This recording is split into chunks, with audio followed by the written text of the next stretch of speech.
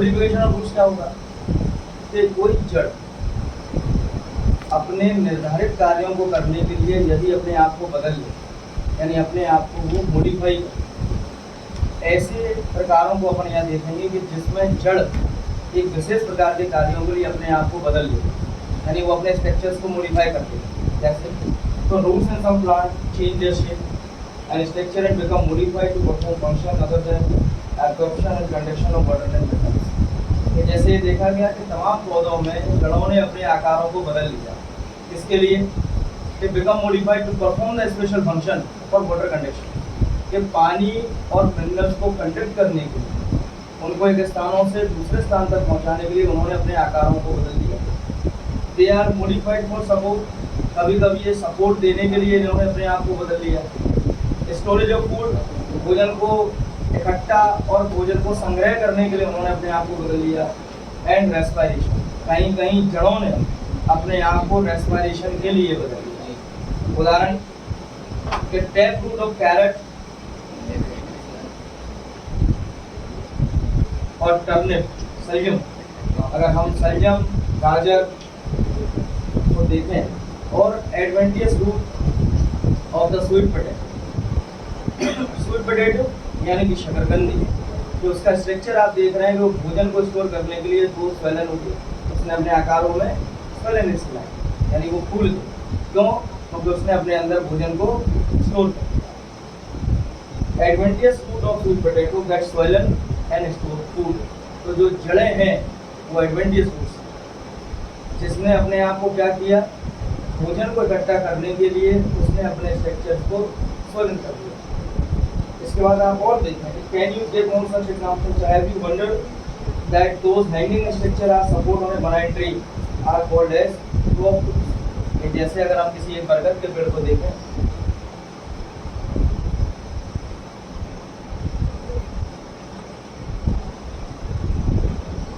तो आप अधिकतर बरगद के पेड़ को देखा करते हो कि उसके ऊपर से कुछ भाग निकलते हैं और वो नीचे तक आते हैं। इसके लिए और सपोर्ट करती है, क्योंकि बरगद एक बहुत विशालकाय पौधा है, विशालकाय पेड़ है। ऐसी जड़ों को बेटा अपन क्या कहते हैं, क्रॉप, यानी कि वे एक प्रकार की जड़ें हैं जो पौधे को या पेड़ एक सपोर्टेबल स्ट्रक्चर देती है, मैकेनिकल स्ट्रेंथ देती है, जिसके कारण वो एक बड़ा पेड़ आसानी से सीधा खड़ा रहता है। Similarly of the stem of bench and sugar cane have supporting roots coming out the lower root of the stem। ऐसी अगर हम गन्ने को देखें, तो गन्ने के चित्र को अगर अपन ध्यान से देखें,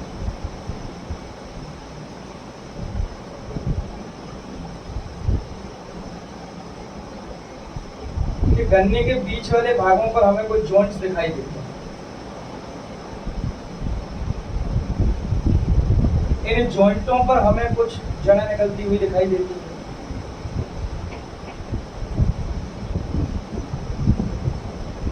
तो ये जड़ें क्या करती हैं, सपोर्ट, क्योंकि ये तना मिट्टी में नीचे तक गड़ा होगा, तो जब उसे निकालेंगे तो ये छोटी जड़ें जो हैं वो उसको एक मैकेनिकल सपोर्ट या स्ट्रेंथ देने का काम करती हैं, जिससे वो पौधा आसानी से सीधा खड़ा रहता है।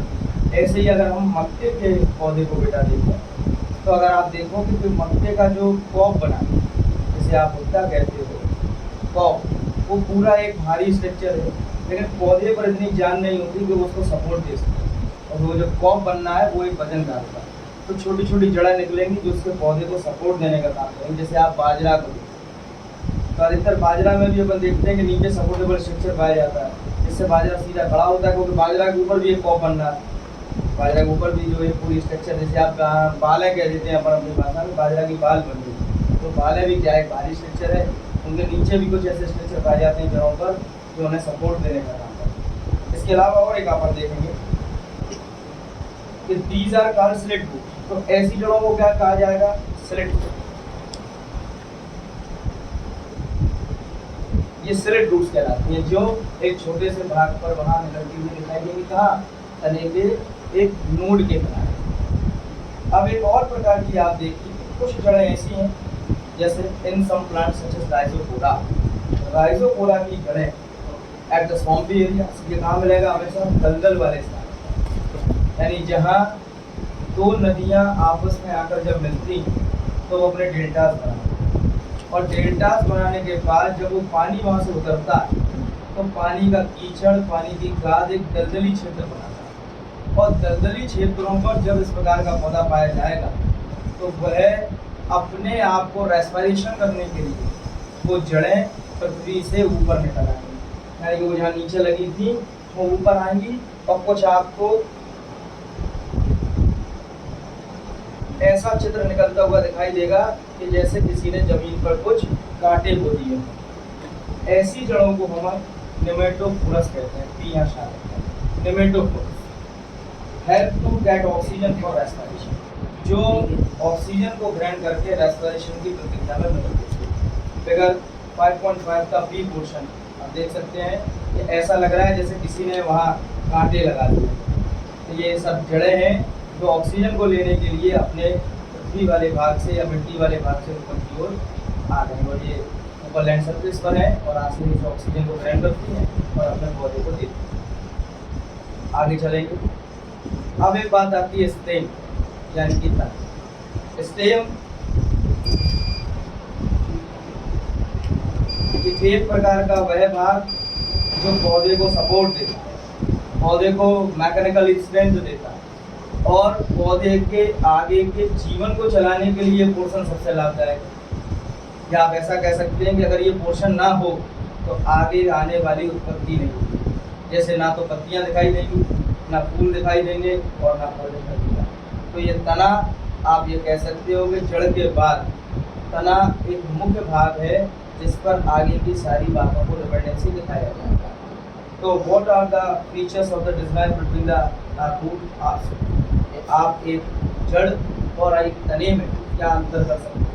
तो आप ये कह सकते हो कि समान अंतर है कि पौधे का वह भाग जो मिट्टी के अंदर लगा हुआ है उसे हम सामान्यतः जड़ कह रहे हैं, और जड़ें ही वह भाग हैं जो पहले सबसे अपने रूट हेयर्स की सहायता से मिट्टी से मिनरल्स और वाटर को लेने का काम करते हैं। इसके बाद तना वह भाग है जहाँ वो सारा कंडक्शन आता है, कंडक्ट किया हुआ पदार्थ आएगा और वो नीचे से उस सारे पदार्थों को ऊपर वाले भागों तक पहुँचाने का कार्य करेगा। उन ऊपर वाले भागों तक पहुँचाने का कार्य करेगा जहाँ हम ये कह देते हैं कि पौधों का किचन, जिन्हें हम पत्तियाँ मानते हैं, तो पौधों का किचन जो ऊपर की ओर पोर्शन में पाई जाएंगी, वहाँ तक इन सारे रॉ मटेरियल्स को पहुँचाने का काम इस तने के द्वारा किया जा सकता है। इसके अलावा तना एक प्रकार का स्ट्रक्चर है, किसी भी पेड़ को इस ताकत देने का काम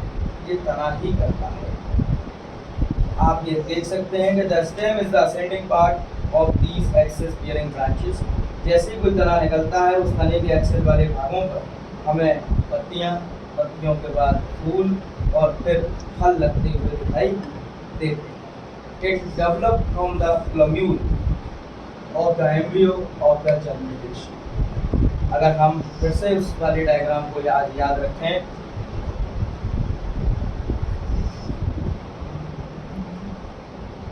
एक बीज की संरचना अपन ने बना के देखी थी। इस बीज के दो पोर्शन भी अपन लगातार पढ़ रहे हैं। एक ऊपर वाला भाग जिसे हम प्लम्यूल कहते हैं और नीचे वाला भाग जिसे हम रेडिकल कहते हैं। प्लम्यूल एक वह भाग था जिसे हमने क्या कहा कि वो एक फ्यूचर का शूट होता है, और रेडिकल जो एक फ्यूचर की जड़ कहलाई है।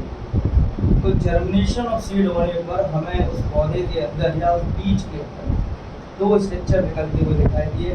बेसिकली हम अपने घरों पर जब अपने बीजों को बोते हैं, जब हम चना, मटर या छोलों को बोते हैं तो उनके अंदर से अपन को एक सफ़ेद स्ट्रक्चर निकलता हुआ दिखाई देता है जिससे अपन स्पाउटेड सीड कह सकते हैं।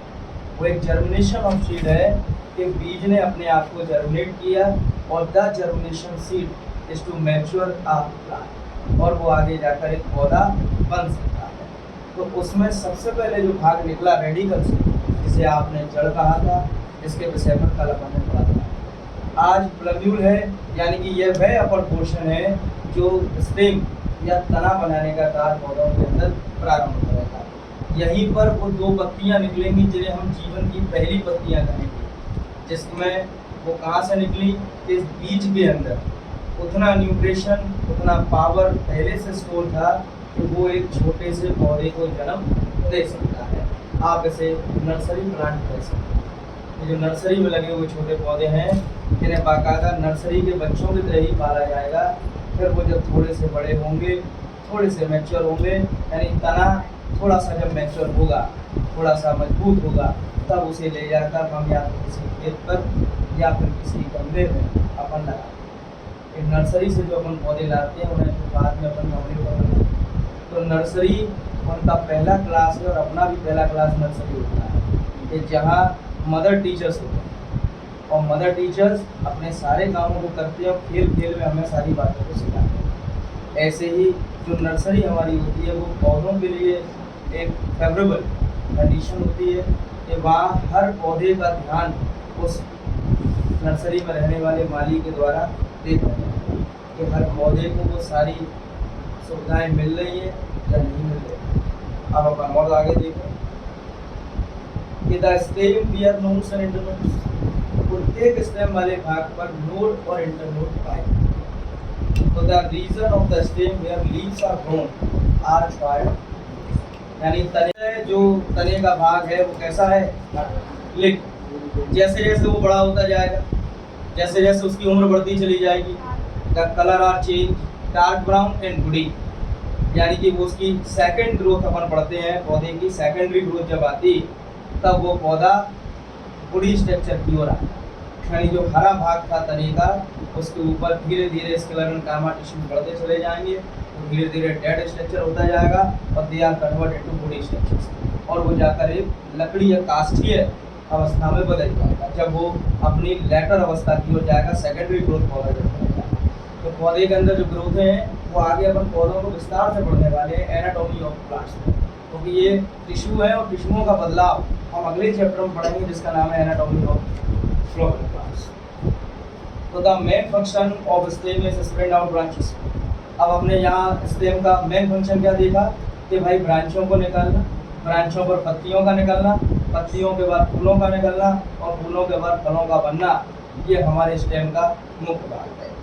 इट कंडक्ट वाटर, इसके अलावा ये पानी मिनरल्स को कंडक्ट करने का काम करते हैं, एक स्थान से दूसरे स्थान तक पहुंचाने का काम करते हैं, और कहीं कहीं तो ये खुद फोटोसिंथेटिक्स होते हैं, यानी कहीं कहीं ये भोजन बनाने का काम भी स्वयं ही कर लेते हैं। उदाहरण आपको याद अगर हो तो सबसे पहले उन उदाहरणों को याद किया करो जो आपके मुंह पर हमेशा रहते हैं, जैसे कैक्टस। ये कोई कंफर्म बात नहीं है, ना कोई कंफर्मेशन लिखा है किसी भी परीक्षा के लिए, ये पर्टिकुलर वही उदाहरण याद में आया जाए जो आप कह रहे हो। आपको बात याद रखनी है तो तुम्हें जो उदाहरण पहले याद आए उसको याद रखो कि हमने तना सिर्फ पहले कैक्टस में देखा कि जिसमें वो हरा है, पत्तियां कांटे में बदल चुकी और उसका तना ही भोजन बनाने का काम उसके लिए कर रहा होता है।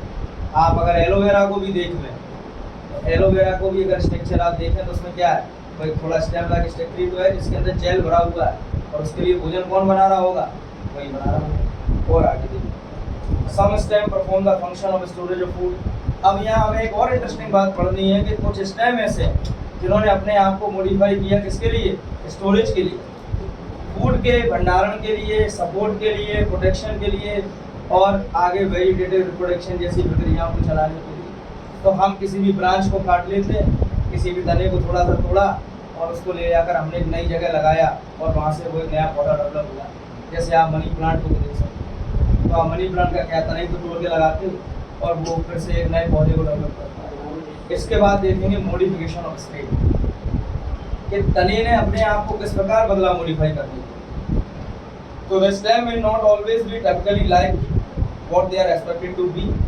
आपको तना हमेशा ऐसा नहीं मिलेगा जैसा आप हमेशा एक्सपेक्ट करते हो। ये तना माना क्या है कि तने रहो, तने का मतलब है कि आप तने रहो, सीधे खड़े रहो, यही तुम हो, यही तुम्हारा नाम है, यही तुम्हारी पहचान है। लेकिन कभी कभी आपके एक्सपेक्टेशंस के अलावा भी वो कुछ ऐसे काम कर जाता है जिसमें हमको बड़ा कंफ्यूजन आता है। जैसे अभी तक हम ये सोच कर आ रहे थे कि आलू एक जड़ होगी, क्योंकि हम अभी तक यही पढ़े कि जो चीज़ जमीन के नीचे से निकल रही थी पौधे का भाग वह जड़ है, लेकिन आलू यहाँ एक तने का उदाहरण अभी अपन पढ़ेंगे। ठीक है, अपन जिमीकंद को देखेंगे, ये भी एक तने का उदाहरण है। अभी हम अदरक को भी देखेंगे, वो भी एक तने का उदाहरण है। तो जैसे they are modified to perform different function, इसने अपने अलग अलग कार्यों को करने के लिए अपने आप को मॉडिफाई कर दिया। Underground stem of potato, ginger, turmeric, जिमिकन, colocasia are modified to store food in them. इन्होंने, इन तनों ने अपने अंदर भोजन को स्टोर रखने के लिए अपने आप को बदल दिया, क्योंकि भोजन तो बनना है पौधे में, प्रकाश संश्लेषण की प्रक्रिया होगी, भोजन बनेगा, लेकिन शरीर पर इतनी जगह नहीं है कि वो इनको स्टोर कर पाए। तो तने ने अपने आप को मॉडिफाई किया और अपने आकारों में परिवर्तन किया। कोलाकेसिया का मतलब अरबी, जिसे आप भुइयाँ कहते हो, उसका अंग्रेजी का नाम कोलाकेसिया। ठीक, जिमिकन, जिमिकन एक बड़ा सा, बाहर से आपको ऐसा लगेगा अरबी का बड़ा भाग, या अधिकतर दिवाली के मौसम में अपन को मिल जाता है जिमिकन। जैसे कद्दू आता है ऐसे जिमिकन आएगा, बड़ा सा, चक्कू से काट कर वो अपन को दे सकता है दुकानदार। आगे देखें, टर्मरिक को आप जानते हैं, हल्दी है। पोटैटो, जिंजर, जिमिकन, कोलाकेसिया, अभी आप इन सभी के विषय पर जानते हैं। और आगे देखें, तो ये तो भोजन को स्टोरेज करने के लिए उन्होंने मॉडिफाई किया अपने आप को। भोजन को, ऐसा क्वेश्चन भी बेटा कभी बनाता है, भले हम अपने 11वीं की परीक्षा दे रहे हों या 12th की दे रहे हों, लेकिन ऐसे क्वेश्चन हमको हमेशा कंपटीशन की दृष्टि से महत्वपूर्ण होते हैं कि हम जब कंपटीशन में जाते हैं तो क्वेश्चन को सरल बना सकते हैं कि भोजन को स्टोरेज करने के आधार पर तने ने अपने आप को मॉडिफाइड किया, तो what is example of that, कि उसका उदाहरण क्या होगा। तो वो आपको वहाँ गाजर भी रख देगा, मूली भी रख देगा, लेकिन गाजर मूली जड़ है। आप तने की बात कर रहे हो तो तने के उदाहरण आपकी किताब में दिए गए, इन्हें आप याद रखें। और आगे देखें कि they also act as organ of penetration to tide over condition unfavorable of growth. Stem tendrils which develop from axillary bud are slender and spirally coiled and help plant to climb such as in droughts. यानी कि जितना लौकी परिवार है, बेलों का परिवार अपन देख रहे हैं कि लौकी, कद्दू, तुरैया, इनकी बेलें आजकल निकल रही। इन बेलों पर आप देखोगे कि एक बेल लगी हुई है, बेलों पर बढ़िया बड़े बड़े पत्ते आपको नजर आ रहे होंगे, उनके बीच में एक पतला कॉइल स्ट्रक्चर, घुमावदार स्ट्रक्चर दिखाई दे रहा होगा कि जरा सा बगल में अगर कोई सपोर्ट है तो वो पूरा पीला भाग उस सपोर्ट के साथ रिगिड हो जाएगा और बेलों को ऊपर की ओर ले जाएगा। तो वो जो पीला भाग था, they are sensitive to touch, ये भी सेंसिटिव टू टच है कि आप जैसे इन्हें छुएंगे ये उसी स्थान पर कॉइल्ड हो जाएंगे, या जैसे ये किसी रिगिड स्ट्रक्चर या सपोर्ट पर आकर उनको टच किया तो ये टच के प्रति संवेदी, और जैसे ही उनको टच हुआ उनके अंदर सेंसेशन आया, वो वहीं कॉइल्ड हो गए। जैसे आपने एक रस्सी बांधी सपोर्ट देने के लिए, आपने कोई डंडा लगा दिया सपोर्ट देने के लिए, तो जिस दिन उस डंडे को वो सपोर्ट कर जाएंगे उनके अंदर ये सेंसेशन है, they are sensitive to touch, कि जैसे ही वो छुएंगे वो वहीं कॉइल्ड हो जाएंगे, उस पूरे सपोर्ट के साथ लिपट जाएंगे। उनका काम भी पूरा हो गया और वो उसको लेकर स्टैंड बाई आगे की ओर चढ़ते चले जाएंगे। तमाम खेतों के बीच में अगर कोई टावर लगा है, मोबाइल टावर हो या कोई इलेक्ट्रिक टावर हो, तो अपन देखते हैं कि बरसात के मौसम में पूरा का पूरा टावर इन बेलों से भर जाता है। तो सीधा सपोर्ट है कि वो रिगिड स्ट्रक्चर के साथ ऊपर की ओर चले जाएंगे। तो ये टेंड्रिल भी क्या है, ये तने का ही भाग है जिसने अपने आप को मॉडिफाई कर लिया सपोर्ट देने के। तो are cylinder spiracle to the help plant to claim such in the ground, cucumber, pumpkin, watermelon and grape vines, तमाम अंगूर की बेलें और सारा ये लौकी परिवार, खीरा, कद्दू, तरबूज, लौकी, करेला, ये सब लौकी परिवार के हिस्से हैं। क्योंकि ग्राउट्स माने लौकी और बिटर ग्राउट माने करेला, करेले का नाम है bitter gourds. Axillary bud of stem may also get modified into woody. एक और नया बात सीखते हैं कि कभी कभी ये तने अपने आप को एक मॉडिफाई करते हैं बुडी स्ट्रक्चर, बुडी स्ट्रेट एंड पॉइंटेड, कि वो लकड़ी जैसे हो जाएंगे, सीधे हो जाएंगे, नुकीले हो जाएंगे, दैट आर कॉल्ड थ्रोन्स, इनको हम कांटे कहते हैं। तो कांटे भी क्या है, स्टेम के तो भाग है, उसने अपने आप को मॉडिफाई किया। इसके लिए कि thorns are found in many plants such as citrus, citrus माने खट्टा परिवार, जितने खट्टे फल हैं वो सब सिट्रस फैमिली। ऐसे ही हम फैमिलियों को याद रखें, जैसे आलू, बैंगन, टमाटर ये एक जैसे दिख रहे हैं, ये सोलेनेसी परिवार है। ऐसी सिट्रस फैमिली सारे खट्टे मिलेंगे, नींबू, करौंदा, आपका संतरा, इन सभी पेड़ों पर आपको बेर क्या दिखाई देगा, कांटे दिखाई देंगे। तो कांटे ने इसको सपोर्ट करने का काम किया।